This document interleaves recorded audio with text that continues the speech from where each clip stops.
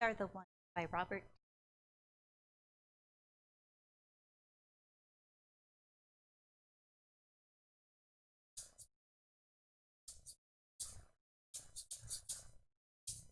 We are the ones that we've been waiting for. We are the ones that we've been waiting for. We are the ones that we've been waiting for. We are the ones that we've been waiting for. We are the mothers who breathe with the Mother Earth. We are the fathers, blessed with a gentle strength. The sisters and brothers, respected hand in hand. The sons and the daughters who walk upon this sacred land. And we are the ones that we've been waiting for. We are the ones that we've been waiting for. We are the ones that we've been waiting for. We are the ones that we've been waiting for. We are the healers who hear the voice of truth. We are the elders whose wisdom guides our youth. The sisters and seekers with wings spread to the sun. The shapers and builders whose work for peace is never done. And we are the ones that we've been waiting for. We are the ones that we've been waiting for. We are the ones that we've been waiting for. We are the ones that we've been waiting for. Givers of mercy, believers in grace. Singers of great beauty and keepers of the faith. We're sailors who've come back through the storm. We are the dreamers resting in God's arms. The dancers and lovers who move beneath the stars. The masters and teachers whose vision reminds us who we are. And we are the ones that we've been waiting for. We are the ones that we've been waiting for.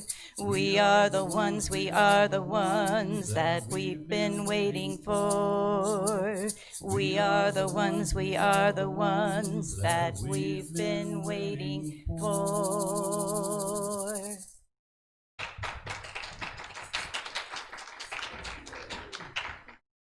Thank you, thank you, thank you, and welcome.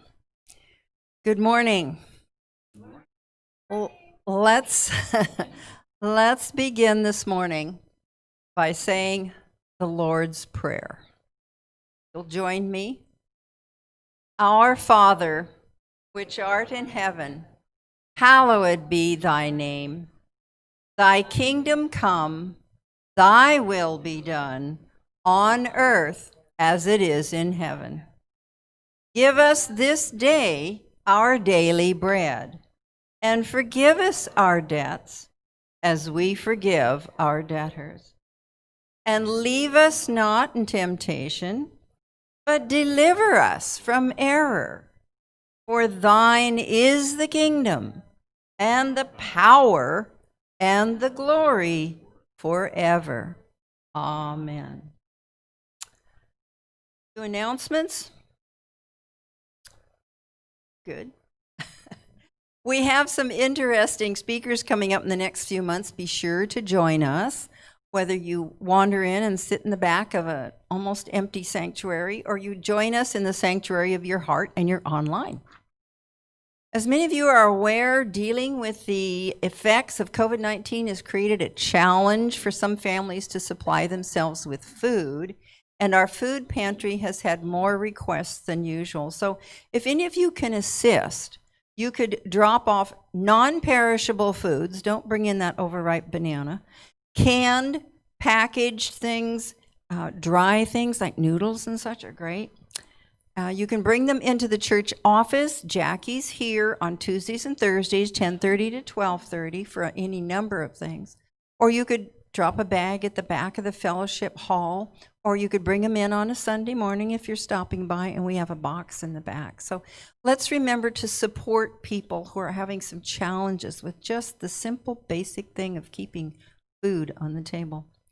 We send out our newsletter both by email or snail mail. And if you're not getting it, you can leave a message with the church. The church phone number is 209-578-5433. Or you can drop a note. And our address here is 2467 Veneman, with a V like victory, Veneman Avenue, Modesto 95356. And if you have any prayer requests, food to drop off, you want to purchase some script, Jackie is here Tuesdays and Thursdays, 10:30 to 12:30, to take care of any of those things. Now, our daily word for today is going to take our focus off of some of the things that have distracted us this past week, past year, and we're going to focus on prosperity. I was so delighted this morning when I saw, oh, yay, here's a different topic. And our affirmation from Daily Word is, I claim prosperity now. When I feel tempted to wish for a more prosperous life, I remember my prosperity begins at the level of my thinking. I focus my thoughts on the many blessings already in my life and feel grateful. From this place of gratitude, it becomes easy to notice more and more blessings all around me. This awareness helps me develop an attitude of prosperity. I tend to my thoughts of prosperity as though they are flowers in a garden. I plant them in good soil and nurture them with water and sunshine. This rich environment allows prospering ideas to take root and grow. As I nurture these ideas, I am abundantly blessed in life, love, health, and joy. And from Psalm 36:8, they feast on the abundance of your house, and you give them drink from the river of your delights. And now we have a January affirmation.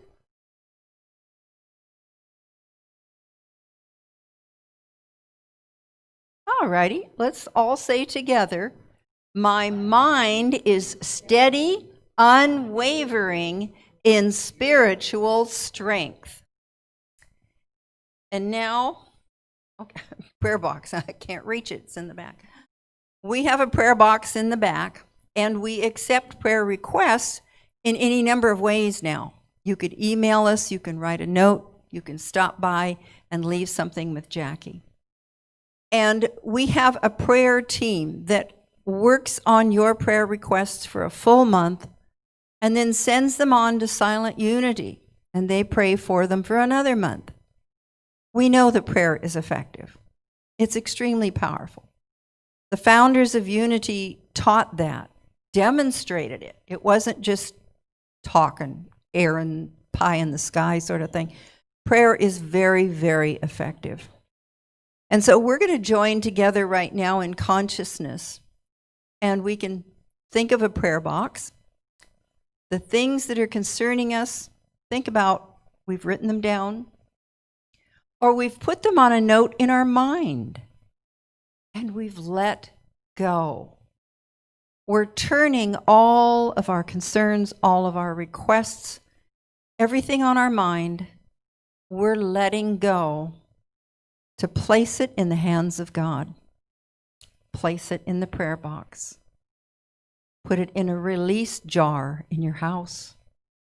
Whatever you need to do, because we know that there's only one power, and one presence, and it's everywhere present. So everyone that we're concerned about is a part of God. It knows everything. So we don't necessarily have to remember to mention something. We just let go. And we know that our prayer requests, our concerns are worked on, are being worked on right this second. And that energy and power of God that is forward moving, always toward healing, is taking care of everyone on the planet, everyone that we're concerned about, people we know and people we don't know. Everyone on the planet is healing right now, whether it's physical, mental, emotional, financial, social, all aspects. God is all. And that healing is taking place right now. So we let it go. We let it be. We let God work in our lives and the lives of others. Ah, we are so grateful. It is so wonderful that we can only say thank you, thank you, thank you, God. And so it is. Amen.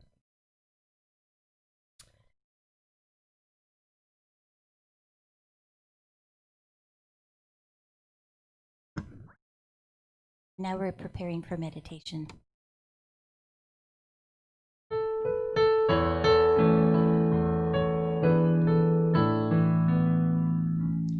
I am so blessed.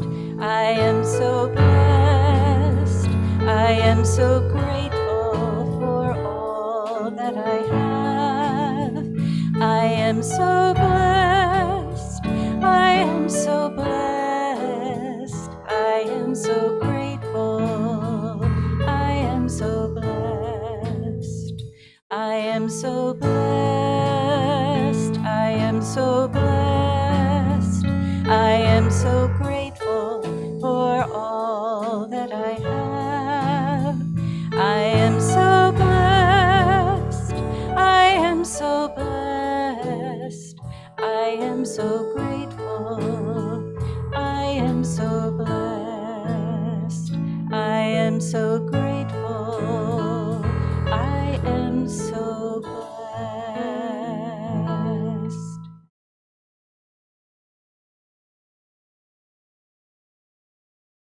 Now we're going to have a quiet time of meditation. Let's very consciously release. Let go of anything and everything that's happened prior this moment in time. Let go of last year. Let go of yesterday. And let's let go of anything physical, anything that might be a distraction. Be comfortable wherever you're sitting. Let go of stress. Consciously tell your body to relax and feel your mind opening and your heart and soul warming up so that we can make room for acknowledging we are so blessed. Let us feel surrounded by good, by God. We are in the center of blessing. Feel them showering down on us, surrounding us. We're in the middle of an ocean of good, one with God, one with all of our blessing. Let's not think about specific blessings, but just take in, I am blessed.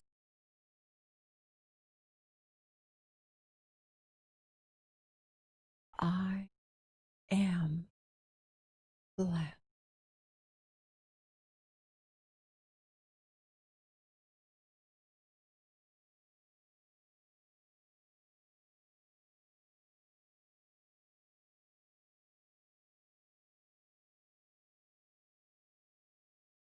Saturate. Good.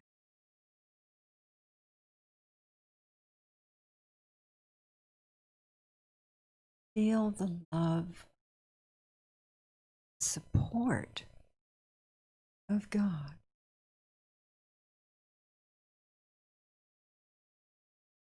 Support it. Bless.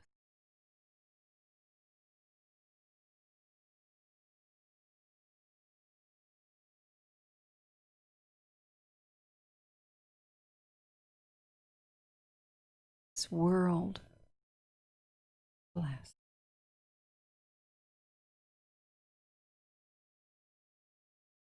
We are blessed.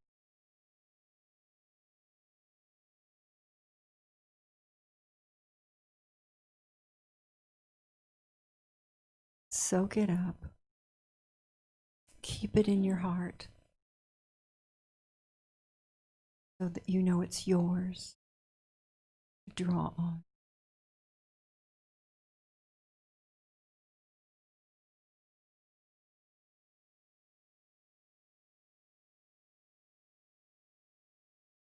Feel yourself hugged by blessings and love. And you're keeping this.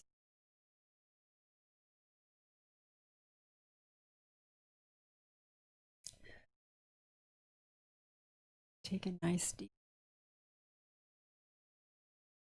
self back here and know that you are retaining being blessed.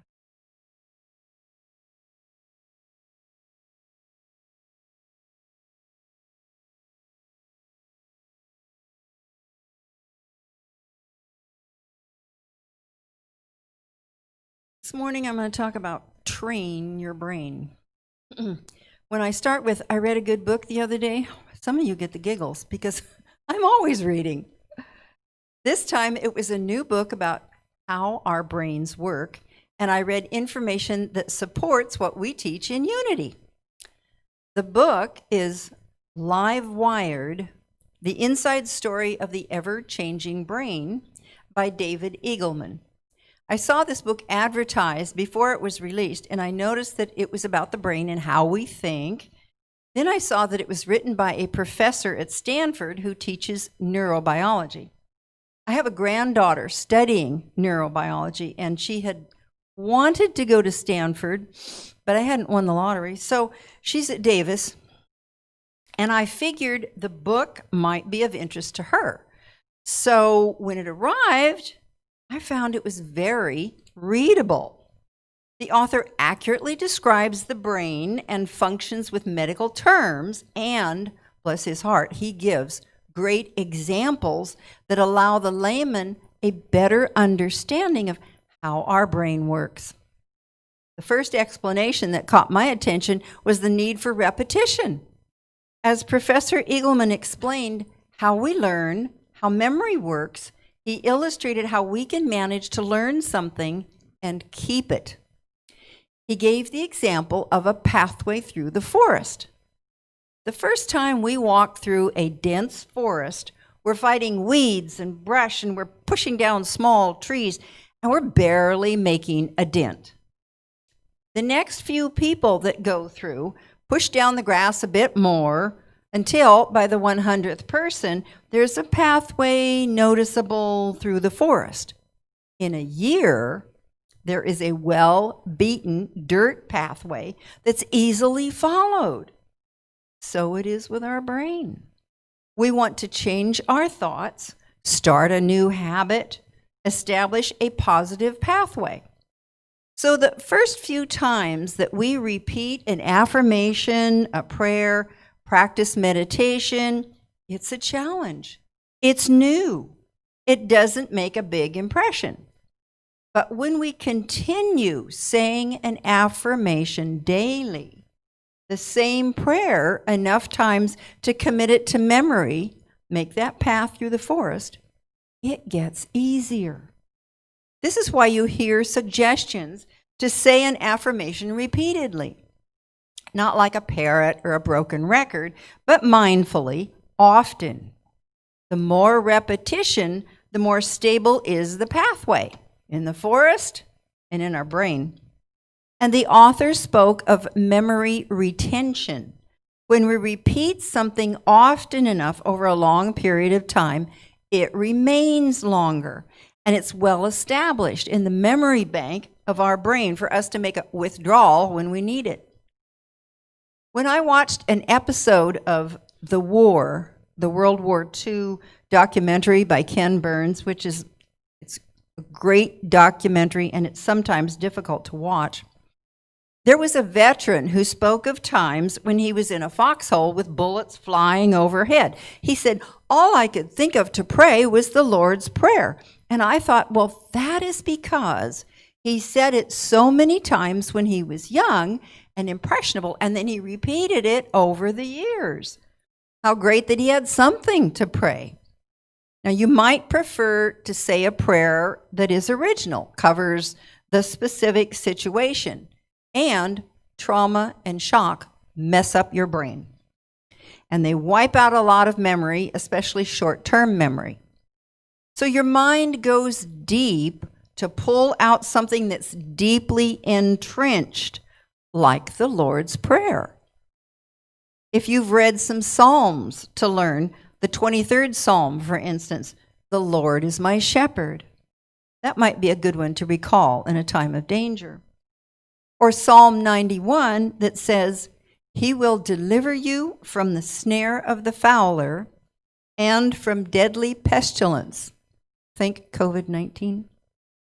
You will not fear the terror of the night, nor the arrow that flies by day. Now, those are good thoughts to have in the mind for soldiers to turn to. And when these are studied, read, and spoken aloud repeatedly, they remain with you. You might even pick out one phrase to repeat enough to truly own it. As in, right now, you might want to remember that phrase, deliver you from the deadly pestilence. It might help allay some concerns about COVID-19 or the flu or colds or whatever. The book continually discusses the plasticity of our brain, how it molds, changes, serves us in so many ways. When I read of cases where one part of the brain took over a different function to allow a person or an animal to live their life better, perhaps without a part of their body, I was in awe. For instance, if a person was right-handed but lost their hand or their arm or the ability to move the right arm, the brain gradually, when worked with repeatedly, changes physically so that a different area of the brain starts to take over the right arm function and gradually grows to adapt. One case he wrote about was a dog born without front legs that learned, with brain adaptation, to walk on her hind legs. She taught herself little by little. The conclusion is that any dog could walk on their hind legs, but when they have 4 legs, there's no need to do so. The brain and the body ability is there. It's just a matter of training the brain. When we stop to read and learn about the amazing ways our brain works and serves us, we can move through awe to thankfulness. We might say daily, I am thankful for my brain, instead of joking about the lack of it. So what might you want to learn to repeat, to put down on a nice pathway through the forest of your brain? If you're working on your health, how about, I am a child of God, inheriting only perfect health? And think of Charles and Myrtle Fillmore and the healings that they experienced. Or if you're working on increasing your prosperity, like we mentioned this morning, All of God's riches of the universe are pouring into my life now. And then think of that pathway you're creating as wandering through an orchard richly laden with all that you need. Or you might want to learn the 5 principles to have in your personal data bank to call up when needed. And remember to commit to working on learning them for a period of time that truly embeds those ideas. The more they're in your mind, the deeper the pathway. Think trench, as in something being entrenched in your mind, that it will then be easier to call up when you need it. You might want to commit to memory some of the 5 principles, for instance, from Ellen Davenport's book. The first of 5 principles is God is absolute good, everywhere present. So if you are traveling through an experience that creates a feeling of abandonment within you, everyone deserted you, or the person you counted on is gone, to remind yourself that God is everywhere present negates the I am alone in this feeling. I might not currently see the people that I think I need, but that one power in the universe is here, absolutely, all the time, everywhere. If you've made a poor choice, a mistake, you're mentally beating yourself up again, take a look at principle 2.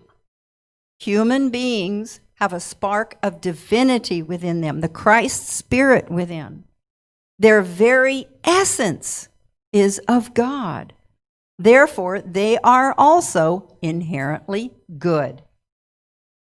When you stop and remember that you are an expression of God, you are that Christ spirit, you can ask yourself, why are you being so hard on yourself?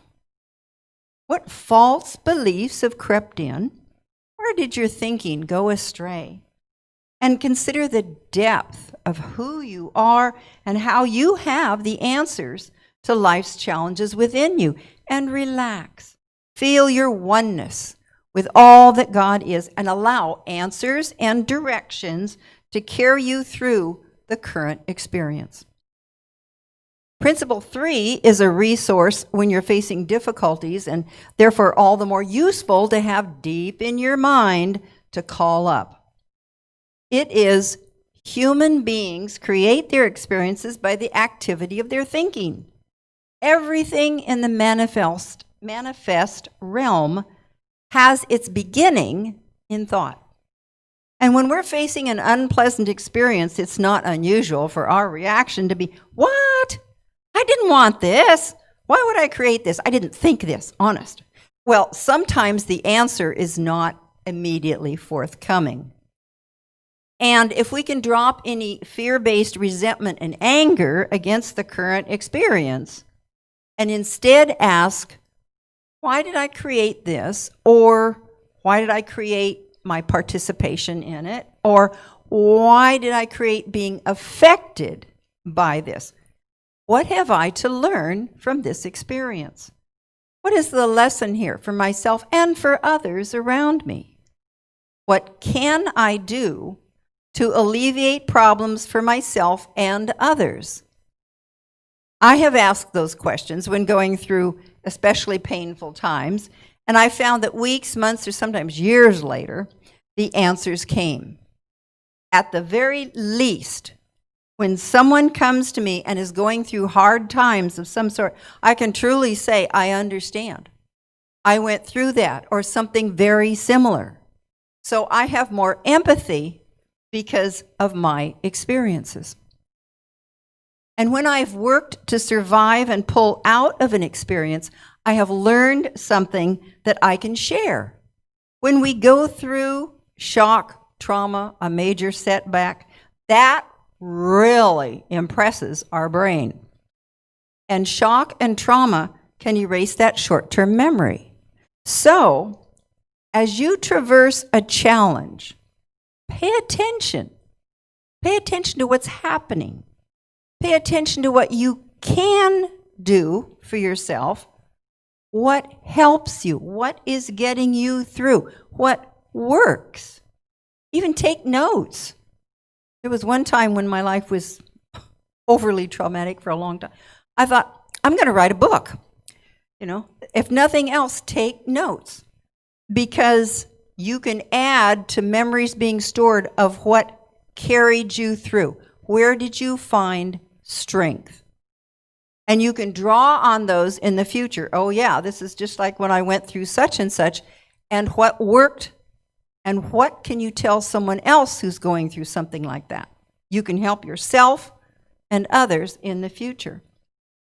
And you want to remember, as you think of this particular principle, that we want to consciously direct our attention and thoughts away from the unpleasant to aid in creating the healing, the answers, the way out of unpleasantness.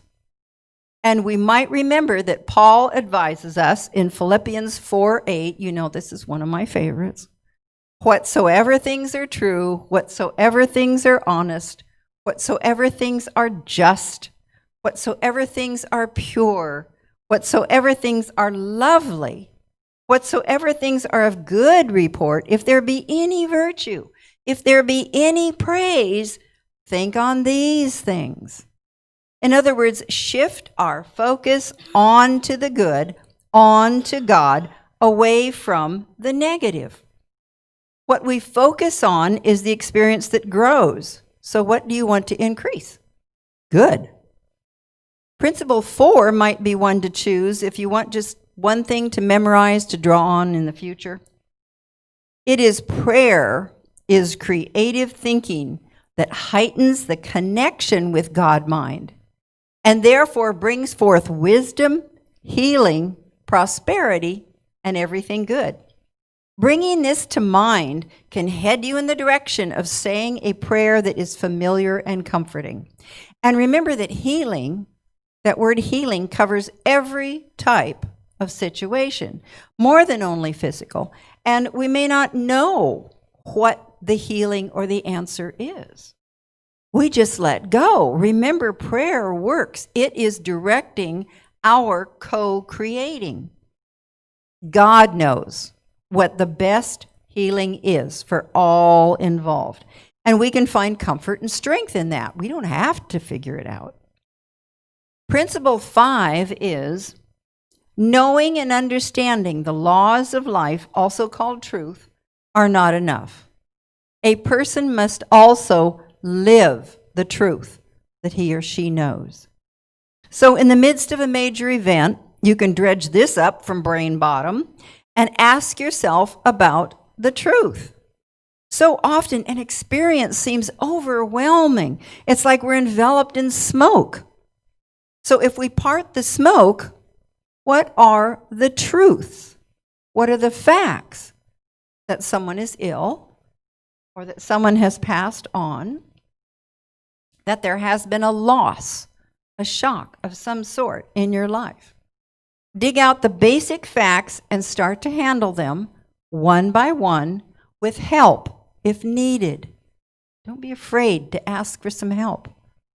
An idea like, I'm all alone, I can't handle this, everyone's against me, I can't, fill in the blank, are exaggerations and faulty conclusions. Push yourself for the facts. Perhaps even ask yourself, what would someone else say? Or find someone to talk with and who can give you some factual feedback. How does someone else view the situation? Who can assist you? What do you still possess if you're feeling lost? What strengthens you that you can draw on? Let this principle guide and guard you to resolution. They're all like a bank account. Make the deposits now to draw on the ideas you need to support you in the future. So if your wonderful brain is a bank for your memories and capable of storing a lot and connecting them, those ideas for answers, what deposits are you making? Start now collecting ideas, affirmations, prayers, And set a few minutes a day aside to repeat one or two of them to make solid, long-term brain deposits. Professor Eagleman summarizes his book on live wiring into 7 principles. Number 1 is that the brain reflects the world. Your brain matches itself to your input. Now, that's good incentive to choose carefully what you're taking in. Remember, garbage in, garbage out. Number 2 is that your brain wraps around inputs. Your brain leverages the information that streams in. Choose what and who is in your surroundings. You may have to turn off the news. Number 3 is that your brain drives any machinery. Your brain learns to control whatever body plan it is inside of. If you lose a body part or the use of a body part, your brain adjusts to operate what is working. It focuses on the positive. Number 4 is that your brain retains what matters.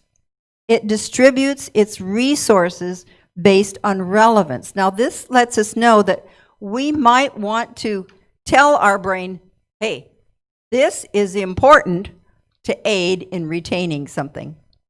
And then repeat it to follow up that directive and know that we want to retain this. Number 5 is that brain areas compete for space or die. Plasticity emerges from a struggle for survival of the parts of the system. This is the old use it or lose it. If we are not regularly using our prayers, affirmations, reviews of principles, the area of our brain that retains those shrinks. And if we are constantly worrying, anxious, upset, angry, unforgiving, resentful, complaining, scolding, and discussing all the horrible things that are going on, that area of the brain grows in strength and area. It's a competition in your brain. Who do you want to win? What area do you want to grow? Number 7 is that your brain moves toward the data. The brain builds an internal model of the world, and it adjusts whenever predictions are incorrect. This is very encouraging. We can seek out facts, the truth, the good, God to focus on, and feed into those ideas and have the brain incorporate the things that we want to live by. So here we are, backed by science. I love that. And armed for positive experiences in co-creating our lives. I want you to enjoy the challenge of training your brain for positive life and for healing your mind. Have a good time.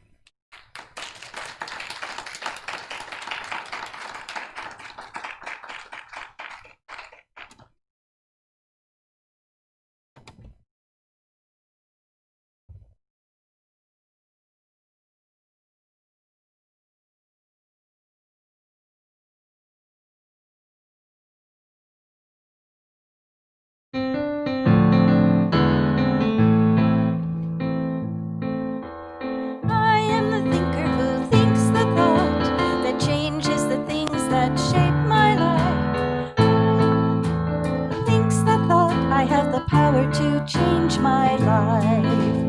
If you ask me who am I am wisdom, I am light.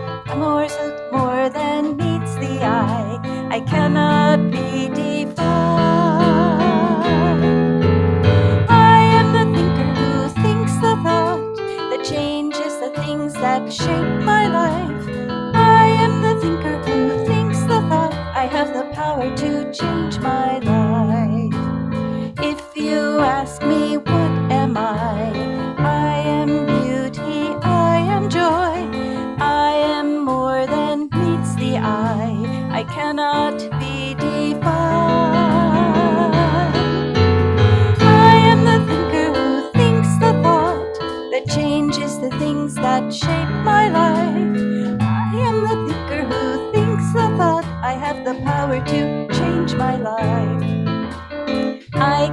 choose to be the light that brightens someone's darkest night. I'm so much more than meets the eye. I cannot be defined.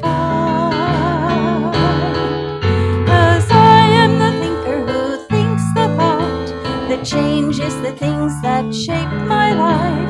I am the thinker who thinks the thought. I have the power to change my life. I have the power to change my life. I have the power to change my life.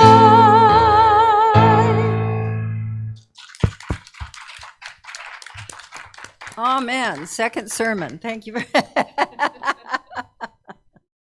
Okay, now we're going to focus on sharing our good, all the blessings that we have. We share with the church, and we share with our friends and our family, and we share with the world. And right now we're going to focus on what we share with the church. So whether you have your a check or your credit card, there's something in your hands, let's say together, divine love through me blesses and multiplies all that I am, all that I have, all that I give, and all that I receive. Thank you, God. And now we're going to have the peace song and then the prayer of protection. Let there be peace on earth, and let it begin with me. Let there be peace on earth, the peace that was meant to be. With God as creator, family all are we. Let us walk with each other in perfect harmony. Let peace begin with me. Let this be the moment now. With every step I take, let this be my joyous vow. To take each moment and live each moment in peace eternally. Let there be peace on earth, and let it begin with me. Now the prayer of protection, and let's remember these words throughout the week. The light of God surrounds us. The love of God enfolds us. The power of God protects us. The presence of God watches over us.